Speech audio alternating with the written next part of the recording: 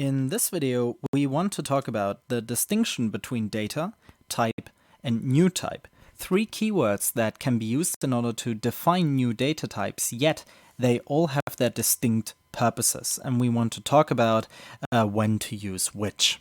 Okay, so we've already seen data. Data can be used together with constructors and their corresponding fields in order to define new data types. In this case, we have some type color, which has one constructor, the RGB constructor, with one field, which is the tuple of 3 ints.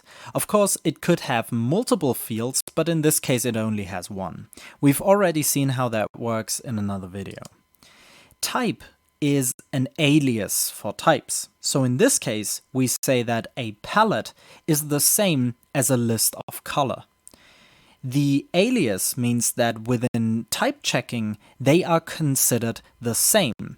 So a function that needs a palette but gets a list of color is totally fine within the type checking of Haskell. There is no distinction between a palette and a list of color.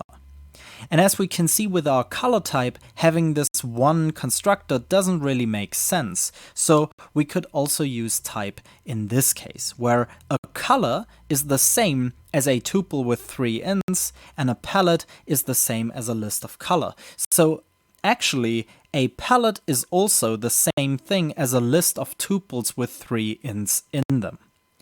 Okay, so now the question is, what about new type? What is that? Well, it works just like data, but with only one constructor and only one field for this constructor. So let's look at an example like this name type.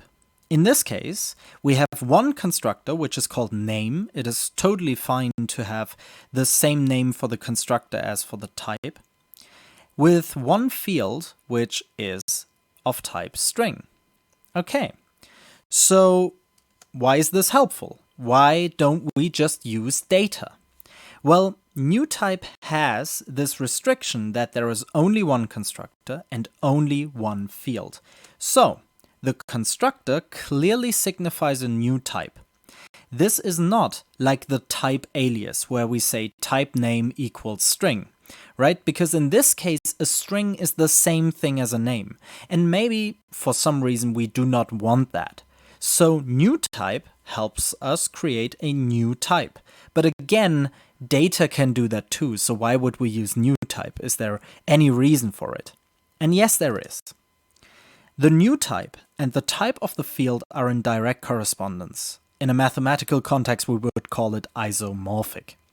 And in this case, name and string, this correspondence that they have, is clear just from the type definition, since again, we can only have one constructor and one field. So name and string have to be in a direct correspondence. And the important thing about this is that we have a new type, so there is something to type check. Name does not equal string. Yet, the new type can be ignored at runtime. So no additional work has to be done when pattern matching, since there is only one constructor to match, which is the name constructor. So new type can be used in order to create a new type, in this case the name type, which at runtime is treated like a string.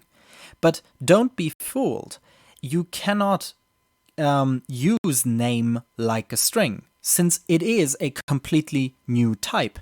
So for you as the programmer, at compile time, you still have to work with this type as its own type, since that's what it is. It is not a string. But at runtime, the compiler can choose to ignore it. Now, since we hope that the type checking at compile time is correct, so our code still has to be correct, but this can enable the compiler to do some optimizations. There are also other reasons why you would use new type, even though they are a bit abstract. I will link to a website in the description of this video where you can read up on that, but it is a bit theoretical, but still an interesting read in my opinion. Okay, so thanks for watching.